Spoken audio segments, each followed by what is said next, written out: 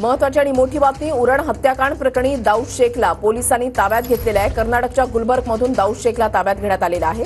उरण यशस्वी शिंदे हत्याकांड प्रकरणामध्ये दाऊद शेखला ताब्यात घेण्यात आलेला आहे।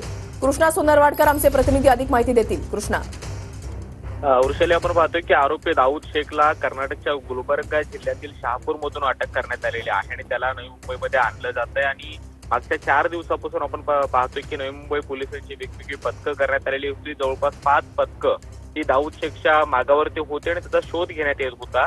हत्येनंतर 25 जुलैच्या दुपारी जवळपास 2:30 ते 3च्या सुमारास ही हत्या झालेली होती आणि त्यानंतर तो नवी मुंबईतून फरार झालेला होता। मात्र पहिल्यांदा शेवटचं लोकेशन त्याचं कर्नाटकमध्ये ट्रेस झालेलं होतं।